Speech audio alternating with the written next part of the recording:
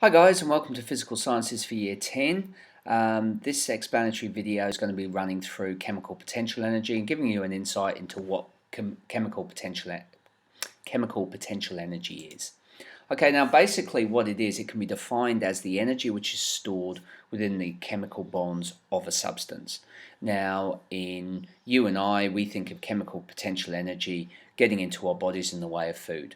In fact, that's fundamentally what it is. When we take in food, we're taking in our energy reserves, the ability for us to do respiration. Respiration is the way that we get energy out of our food and then it can be utilized within the body. Now, how does this come about? How does it work? Well, it uses, or it's in the production of high energy bonds. Now, between atoms, there are bonds. The atoms are held in place by attractions to other atoms. Okay, now that attraction has energy all linked up with it. If you can break those bonds, breaking those bonds will then release that energy. Releasing that energy can then be converted into a specific function.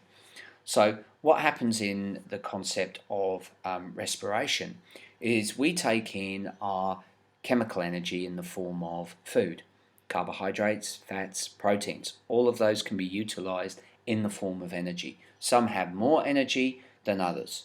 Now, what then happens in respiration inside the body is it converted into a molecule called adenosine triphosphate, or ATP. Now, the phosphate part of the ATP molecule has really, really high energy, more than maybe a carbon joining to a hydrogen. The fact that we've got this phosphate there has lots and lots of energy stored up in that bond. When we break that bond, we can then release the energy into the system, into the cell, so that we can do whatever it is we want to do. Okay, so what we've got to understand is that there are high energy bonds that exist.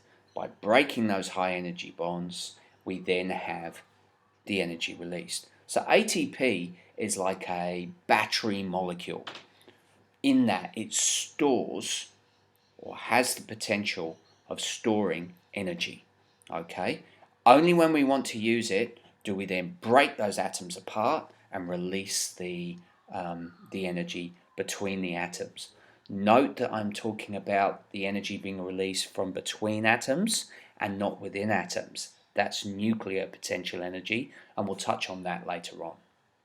Okay, so if you look at the information here, which I've taken from the iBook, basically it talks about the bonds with the phosphate being hydrolyzed. Basically what happens is the phosphate bond is reacted with water, and by reacting it with water, the result is phosphate's released, energy's released. Great.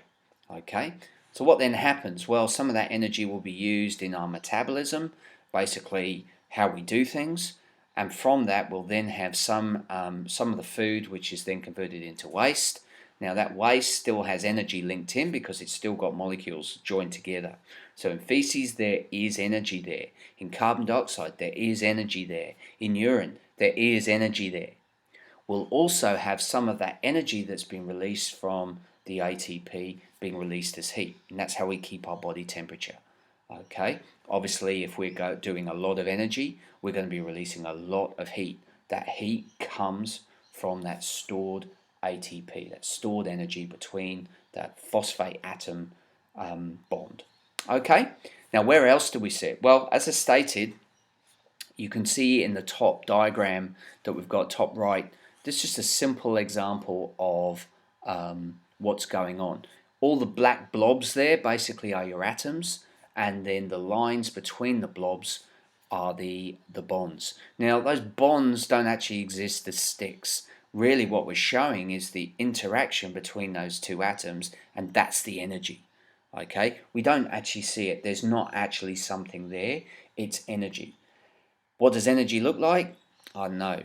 But the only way that we can demonstrate that is just by using those sticks. So if you can understand that those little lines between those black blobs is the energy stored, some are going to have thick black lines, some are going to have very small black lines, and the result is they're either going to have large amounts of energy or small amounts of energy. Now the bottom diagram shows the pistons inside a car. Now when you take your car, and we talked about this earlier on, when you take your car you fill it up with chemical potential energy. What you've got is petrol. You put the or diesel. You put your petrol into the car, and what happens is the car, when you turn it on with the battery will allow you to turn it on. What happens is some of that fuel is sprayed into the chambers in the engine.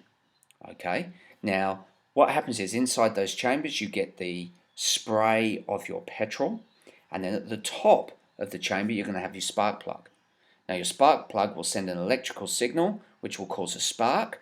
The spark will cause the chemical energy to burn, to ignite. Okay, because it's flammable, it explodes. Now at the same time, as it's sparking, the piston will push and compress the gas, the petrol, into a very fine space. Then what will happen is the petrol will explode, releasing energy, and that energy pushes the piston down. That piston drives a crankshaft, which you can see at the bottom of the picture, which is offset. Okay, so what happens is it pushes it down and drives the crankshaft. That then links to the drive shaft, and then that then links to the wheels, which drives the wheels. So you can imagine that these pistons, because they're offset, one goes up, the other goes down. One goes up, the other goes down. And what happens is we're continually spraying petrol, which has exploded. Now that explosion is due to heat causing the bonds between those atoms to be ripped apart. That ripped apart causes expansion. That expansion causes the piston to be pushed down. So as a result, what then happens is that chemical energy is then converted into another form. Okay, so again, we've got this idea of transformation happening. Now, the internal combustion engine has an efficiency as to how well it converts that chemical potential energy into the energy pushing down on the piston, and it's not as big as we would hope. It would be great if we could get more energy out of that chemical potential energy from the fuel to push down on the piston. Unfortunately, we don't. So what happens is we get what we call incomplete combustion, meaning not all the chemical energy is used, and a lot of that wasted energy comes out in the form of the exhaust. Also, we're going to be generating a huge amount of heat. That heat, obviously, from the combustion goes out through the car. Okay. Again, if we could have trapped some of that heat energy, maybe we could use it and convert it into more kinetic energy. But unfortunately, we can't at this stage. Okay, so hopefully what we've looked at is the idea of what happens in our bodies with respect to chemical potential energy and the food that we take in, and also inside our cars with the concept of chemical energy in the form of petrol. Now you can take anything where you've got a fuel like wood. If you've got a wood or coal's a very good one, especially now. What we have is coal, which we use to heat, and it's the chemical bonds within the coal which allows it to be ignited and burn and give off heat. The heat is converted into steam, can be converted into steam, drive a turbine, and we generate electricity from that. So we got chemical potential energy being converted into electrical energy.